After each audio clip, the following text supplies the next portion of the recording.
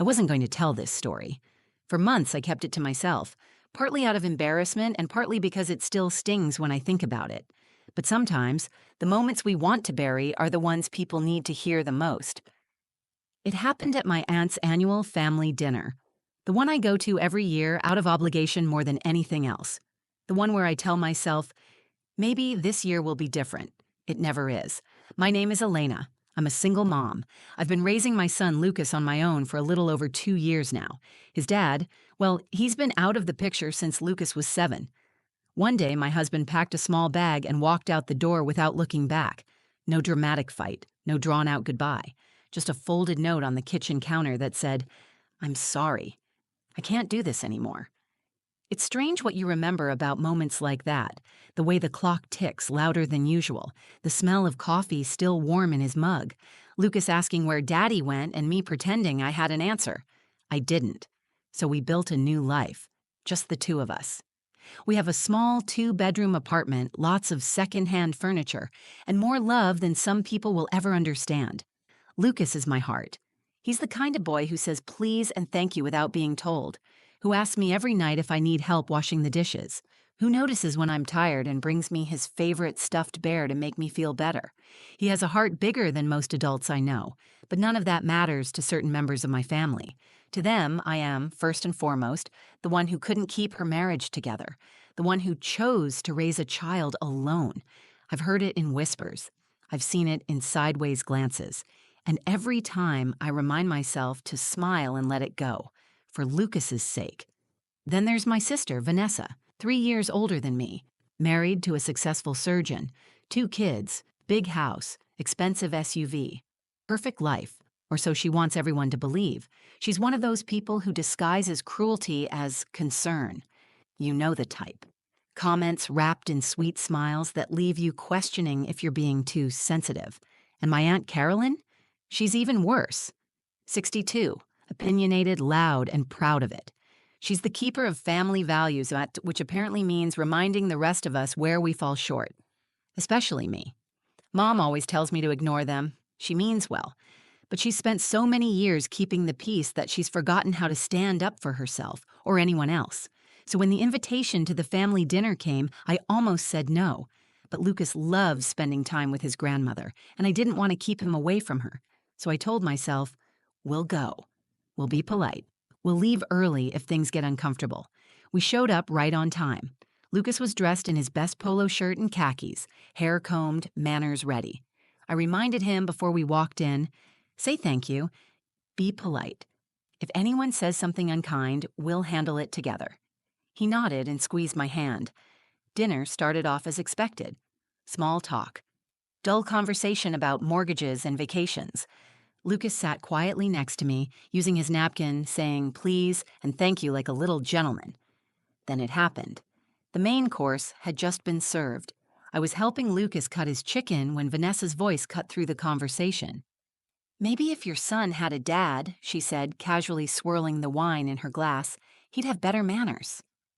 My fork froze mid-air. For a split second, the room went silent.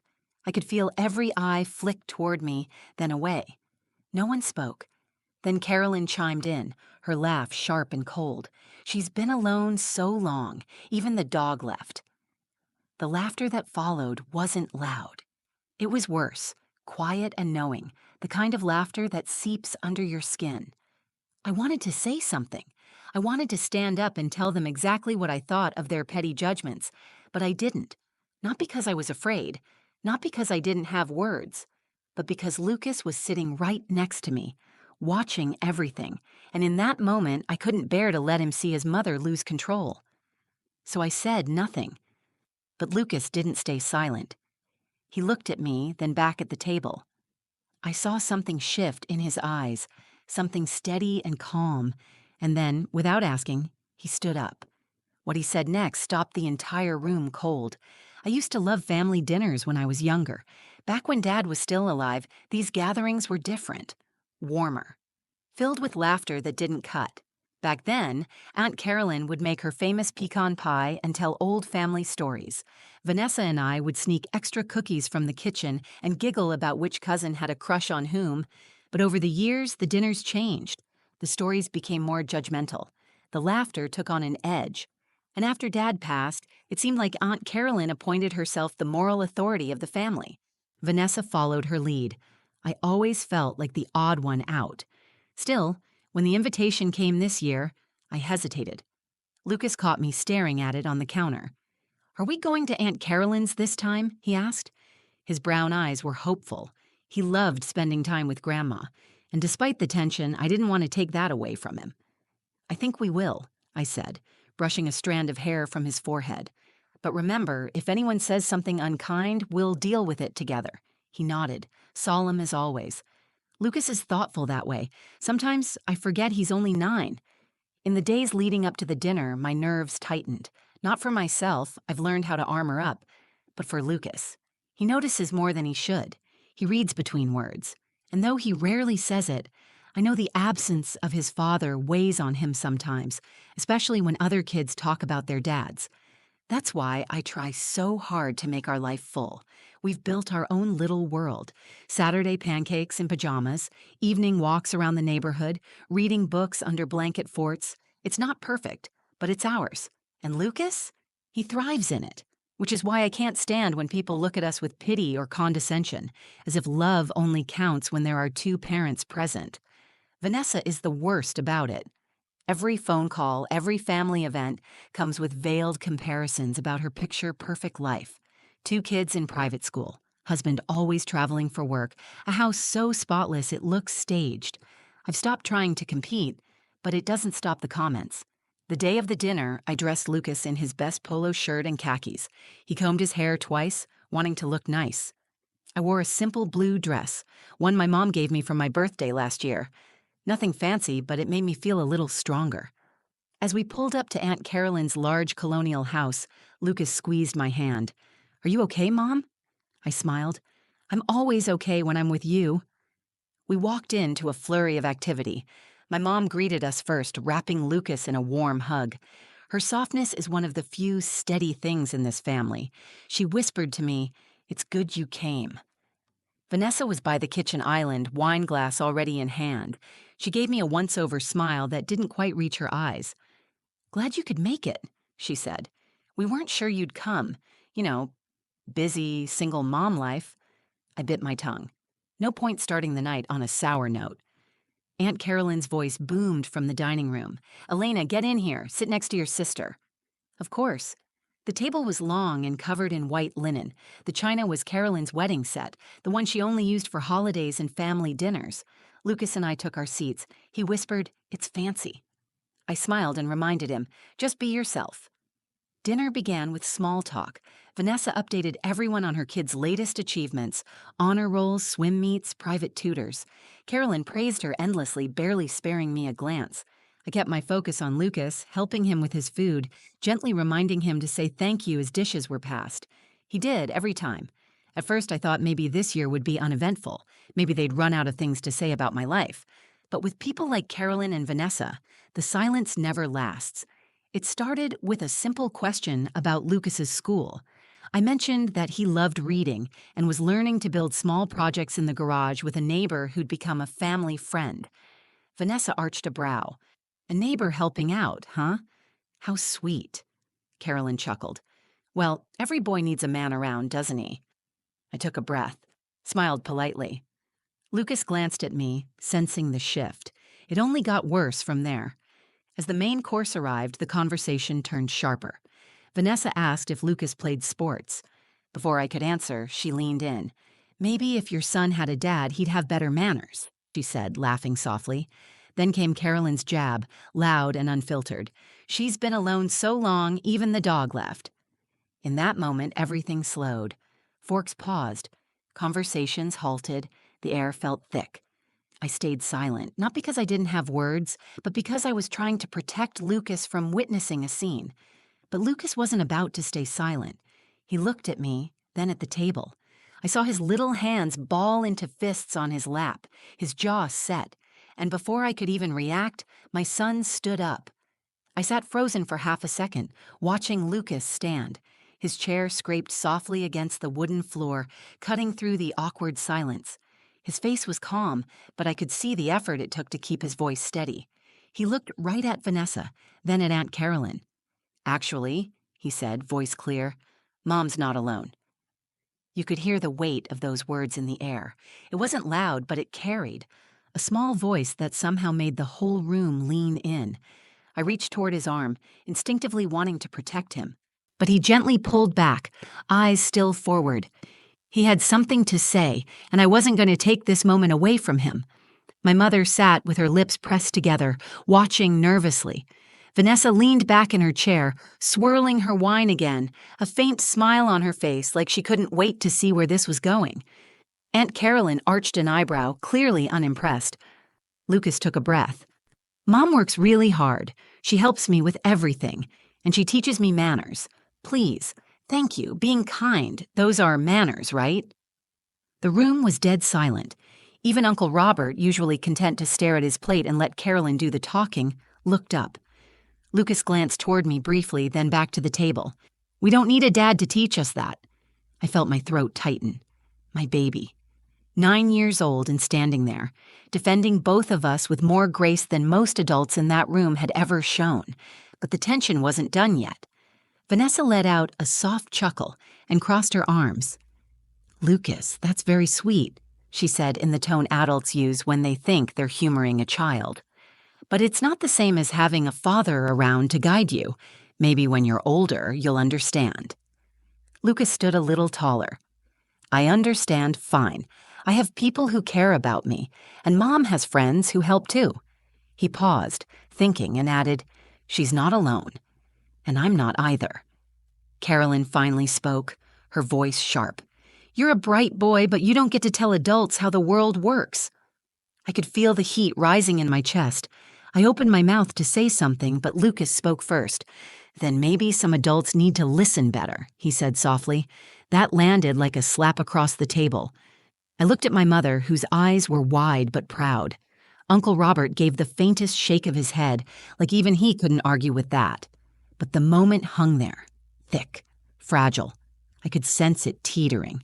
If I didn't say something now, they'd find a way to spin this against him. I placed my hand gently on Lucas's back. "Lucas," I said softly, "thank you." Then turning to the table, I added, "And he's absolutely right." The words came out steady, calm, but they carried weight. "For years, I've listened to the comments," I said, looking first at Vanessa, then Carolyn, "and I've stayed quiet. Not because I agreed, but because I didn't want to bring ugliness into the room, but I won't let you put that ugliness on my son." Lucas stayed standing, chin up, eyes watching me carefully. "He doesn't need a father to teach him kindness or respect," I continued. "He has people in his life who love him, and he has me." For a moment, no one moved. Then my mother spoke quietly. "Elena's right." That tiny show of support seemed to shift something. Uncle Robert cleared his throat and reached for his glass of water, staring down at the table. Carolyn looked annoyed but didn't argue. Vanessa, however, wasn't done. She set her glass down with a soft clink. "We're just trying to help, Elena. It's not personal." Lucas's voice cut through again, quiet but strong. "It is personal when you make fun of my mom." And there it was, the simple truth. I saw Vanessa blink, her smile finally faltering. Carolyn pursed her lips, folding her hands tightly. In that moment, I realized something. They weren't prepared for kindness wrapped in courage. They knew how to deal with anger, with fights, with shouting. But a 9-year-old standing in front of them, telling the truth with steady grace, that left them speechless. I reached up and took Lucas's hand. "Thank you, sweetheart. You've said what needed to be said." He sat down next to me again, his small fingers still gripping mine tightly. And as we all sat there, forks untouched, the room felt different. Smaller, somehow, quieter. But the tension wasn't gone yet. Something bigger was coming, and none of them were ready to hear it. I could feel Lucas's hand trembling slightly in mine, even though his face stayed composed. He had stood up and defended us both with more courage than I could have asked for, and now the entire table sat in uncomfortable silence. The kind of silence that comes when words hit a little too close to home. I squeezed his hand gently. "You okay?" I whispered. He nodded once. His voice had been steady, but I could see the flicker of worry behind his eyes. He wasn't used to speaking out like that, and he didn't know what would happen next. Neither did I. For a moment, no one said anything. Vanessa busied herself with her wine, taking longer sips now. Carolyn's lips were pinched so tight they were nearly white. My mother glanced back and forth between us, a hint of pride in her expression, but also caution. I could tell she was torn. Happy that Lucas had spoken the truth, worried about how it would ripple through the family dynamic. But me? I felt something shift inside me. I'd spent so long trying to keep the peace, biting my tongue through every comment, every sideways glance, for Lucas's sake, for my mother's sake, for the illusion that keeping quiet somehow kept us safe.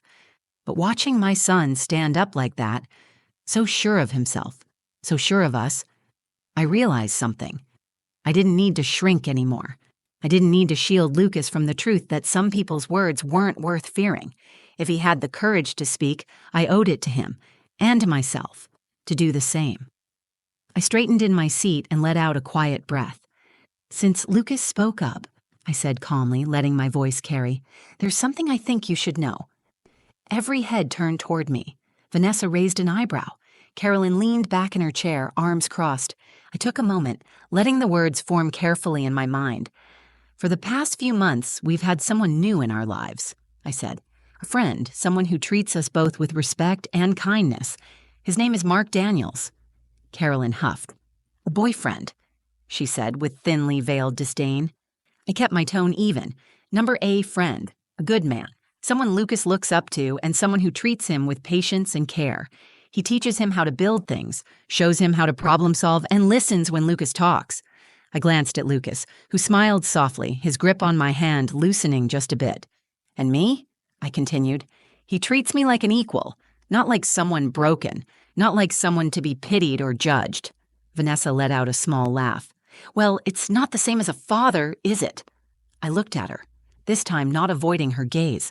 "It's not about replacing a father," I said firmly. "It's about surrounding my son with people who care about him and show him what kindness and integrity look like. That matters more than the title of who someone is supposed to be." I felt my voice growing steadier with each word, the weight of years of silence lifting off me inch by inch. Lucas added quietly, "Mark shows me how to build birdhouses, and he says good manners mean helping others, not making fun of them." There was no smugness in his tone, just simple truth. I watched Carolyn's face twitch slightly. She opened her mouth to respond, but then seemed to think better of it. Uncle Robert finally spoke for the first time that evening, clearing his throat. "Sounds like a good influence," he said, nodding toward Lucas. "Boy's lucky to have that kind of example." That small show of support seemed to throw Vanessa off. She set her glass down and folded her napkin a little too forcefully. "Well, I hope you know what you're doing, Elena. It's not easy raising a boy alone." I met her gaze and answered, "It's not easy? No. But Lucas isn't alone, and neither am I anymore. And whether you approve or not doesn't change that." I could feel my mother's gaze on me, her eyes misting slightly. She reached out and placed a hand on my arm, her voice soft but steady. "Elena's done a wonderful job. We should all be proud of Lucas." For the first time that evening, I saw genuine uncertainty flicker across Vanessa's face. Carolyn looked away, focusing on her untouched plate. The shift in the room was subtle but undeniable. I wasn't the same person who had walked in that night. Neither was Lucas. He had taken the first brave step, and now I had taken mine. The night wasn't over. But one thing was clear. Neither of us would be shrinking to fit anyone else's expectations again. The shift in the room hung there, quiet but heavy, like the moment after a storm when the air feels charged and fragile. Lucas sat back down next to me, shoulders still squared, a tiny flush of color rising on his cheeks. His small fingers laced through mine again, but this time they weren't trembling. I looked down at him and gave a small squeeze. My heart swelled with a pride I couldn't begin to put into words. Across the table, Vanessa had gone quiet. Her confident little smirk had faded into something more brittle, her eyes darting between me, Lucas, and Uncle Robert, who was still nodding slowly to himself as if confirming some private thought. Aunt Carolyn had busied herself with her water glass, twisting the condensation around with her thumb. I could tell she wanted to say more, wanted to snap the room back under her control. But even she seemed unsure now. I leaned forward slightly and spoke, my voice calm but clear enough for everyone to hear.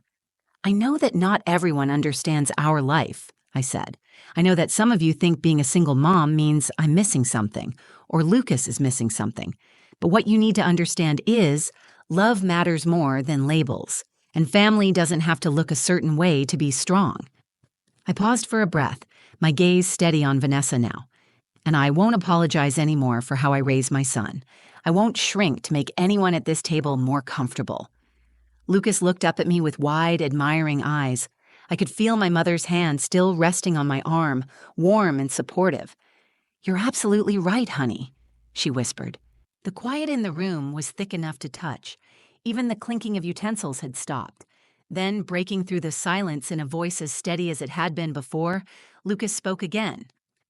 "There's one more thing I want you to know," he said. He glanced at me, asking for permission without words. I nodded once. Lucas pushed his chair back and stood again. He took a breath, just like I'd taught him when he was nervous about reading out loud in class. "I said Mom's not alone," he began, "and I meant it, because 2 weeks ago, Mark Daniels moved in with us." That sent a ripple through the table. Vanessa blinked fast, eyebrows shooting up. "You moved him in already," she blurted. Lucas didn't flinch. "He's not there to replace my dad. He's there because he cares about us. He teaches me things, he helps Mom, and he makes our house feel happier." He looked right at Carolyn now. "And if that means Mom's not alone anymore, that's a good thing. We're happy. I wanted you to know that." I watched as the words landed. Vanessa opened her mouth, then closed it again. Carolyn's lips parted in surprise. But for once she seemed at a loss for a quick comeback. My mom let out a breath I hadn't realized she was holding and smiled gently at Lucas. "Well," she said softly, "sounds like you two are building a good life. And that's what matters." Uncle Robert, still quiet, nodded again. "Takes guts to say that, young man. You've got a good head on your shoulders." Lucas gave a small smile and sat back down, eyes flicking to me as if asking, "Was that okay?" I leaned over and kissed his temple. "That was perfect," I whispered. For a long moment, no one spoke, and that silence was different this time. Not awkward, not tense. It was the kind of silence that comes when people are forced to think, to confront their own assumptions. Vanessa finally broke it, her voice softer now. "I didn't know. I guess I shouldn't have assumed." It wasn't an apology exactly, but it was the closest thing I'd ever heard from her. Carolyn didn't speak. She simply picked up her fork and began eating again, slower than before. And just like that, the power in the room shifted. Not because anyone had shouted, not because anyone had forced them to listen, but because a 9-year-old boy had stood up and spoken the truth they hadn't expected to hear, and because this time I had stood with him. As dinner carried on, the mood stayed quieter, more respectful. A few cousins even smiled at Lucas and gave me small nods. And for the first time in a long time, I didn't feel small at that table. I didn't feel like the single mom everyone pitied. I felt like a mother whose son had shown the entire room exactly what strength looked like. The rest of the dinner passed in an uneasy calm. The sharp edges of conversation dulled. No more jabs, no more smug smiles, no more condescending remarks. Lucas and I finished our meal quietly, hand in hand beneath the table. Every so often I'd catch my mom looking at me with that quiet, knowing smile, the one that said, "You did good." For once I let myself believe it. After dessert, a pecan pie I barely tasted, we gathered our things to leave. Lucas hugged Grandma tightly and thanked her for dinner. My mother knelt down and kissed his forehead. "You're a brave young man," she whispered. Lucas beamed. "I just told the truth." I bent down and hugged my mom. "Thank you for standing with us tonight," I whispered. She squeezed my arms gently. "You don't have to fight alone anymore, and you never did." As we moved toward the door, Vanessa approached us. Her steps were slower than usual, her expression not quite so polished. "Elena," she said, pausing awkwardly.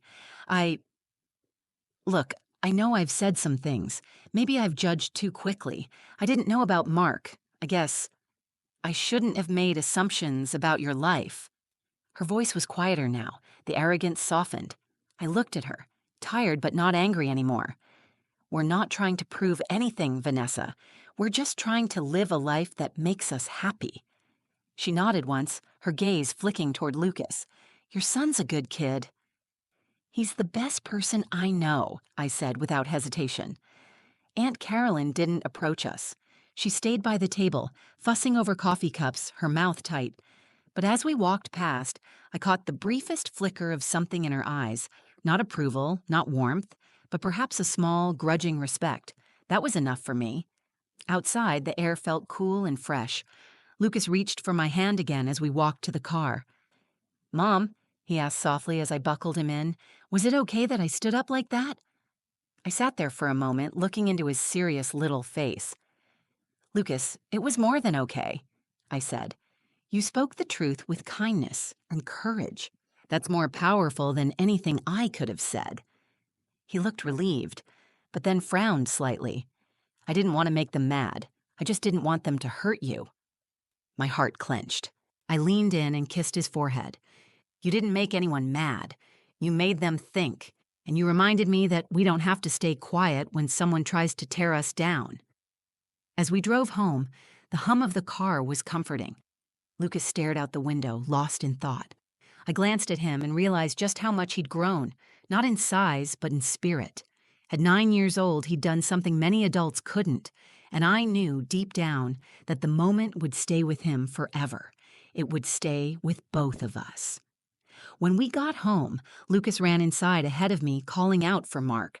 Mark appeared from the living room, wiping sawdust off his hands. "Hey, champ." "How was dinner?" Lucas threw his arms around him. "It was weird, but I told them about you." Mark laughed softly, ruffling Lucas's hair. "You did? Well, I hope you told them good things." "I told them the truth," Lucas said, "that you help us and that you make our house feel happier." Mark's eyes softened. "That's all I ever want to do." I stood in the doorway, watching them with a full heart. Later that night, after Lucas was in bed, I sat on the couch with Mark and told him everything that had happened. Every word, every look, every silence.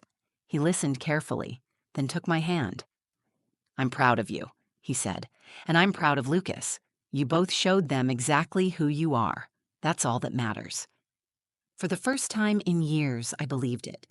I didn't need my family's approval to feel whole. I didn't need their validation to know I was raising a kind, strong, and thoughtful son. We weren't alone. We never had been. And sometimes it takes the smallest voice in the room to remind everyone what real strength looks like. The next morning, Lucas crawled into bed with me as the sun rose. He rested his head on my shoulder. "Mom?" he whispered. "Yeah, baby? I'm glad we have our family, even if it's not the one they think we should have." Tears filled my eyes, but my voice stayed steady.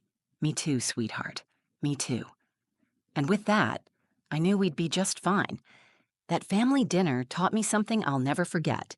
Sometimes the strongest voice in the room comes from the smallest person. Lucas reminded me, and all of us, that we don't need anyone's permission to stand tall and speak the truth. Our family may not look like everyone else's, but it is full of love, respect, and courage. And that's enough. If this story touched you or reminded you of your own experiences, I'd love to hear about it.